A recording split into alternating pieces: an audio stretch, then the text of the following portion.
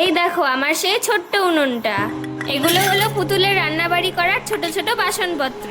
উনুনটা অনেকদিন ধরে ঠিক মতো করে মোছা হয়নি জন্য আজকে ভাবছি মাটি দিয়ে উনুনটাকে ভালোভাবে মুছে নিব। এই ছোট্ট উনুনটাতেই আমি পুতুলের জন্য রান্নাবাড়ি করি। কাদা মাটি দিয়ে উনুনটার চারিদিকটা ভালোভাবে মুছে দিব।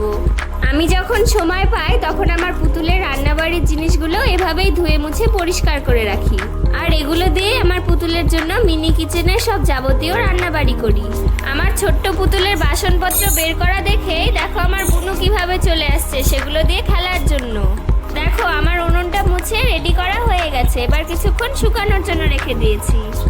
এবার আমার বাসনপত্রগুলোও মেজে পরিষ্কার করে নিব।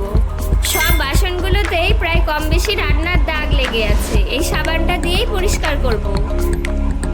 আর ছোট্ট একটা বাসন মাজার কসবাইটও নিয়েছি।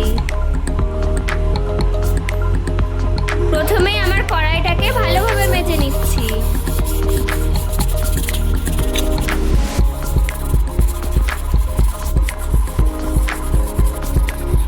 তারপর ছোট কড়াইটাও মেজে নিলাম।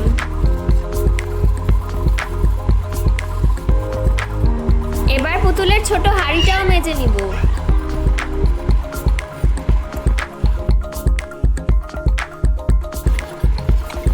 তারপর আরেকটাও স্টিলের কড়াই আর বাদবাকি যাবতীয় যেগুলো সব আছে সবই মেজে নিলাম। এদিকে দেখো বুনু কি দুষ্টুমি শুরু করেছে আমার মাটির খেলনা নিয়ে। যা বলতে বলতেই আমার মাটির হাঁড়িটা ভেঙে ফেললো। তো যাই হোক, বুনুকে মায়ের কাছে দিয়ে আমি তাড়াতাড়ি করে হাতা খুন্তিগুলো মেজে নিয়েছি। তারপর জল দিয়ে একে একে সব ধুয়ে নিব।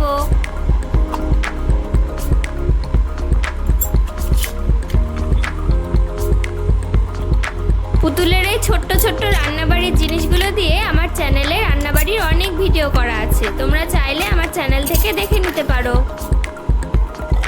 সব বাসনগুলো একে একে এভাবে ধুয়ে নিয়ে উল্টে রেখে দিচ্ছি।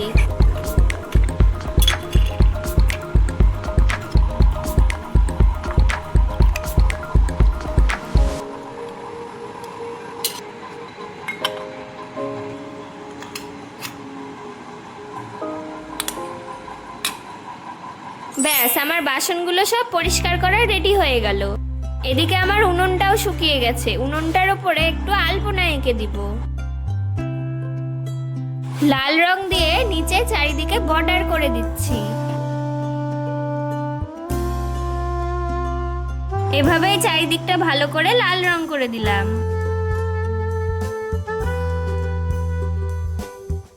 এবার সাদা রং দিয়ে ডিজাইন করে আলপনা করে দিব।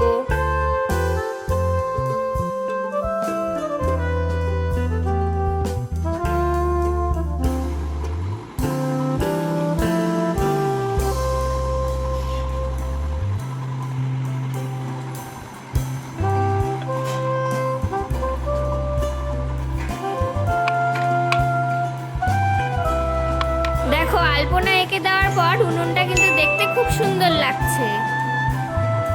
তোমরা পুতুলের কি ধরনের ভিডিও দেখতে পছন্দ করো আমাকে কমেন্টে অবশ্যই জানিয়ে দিও।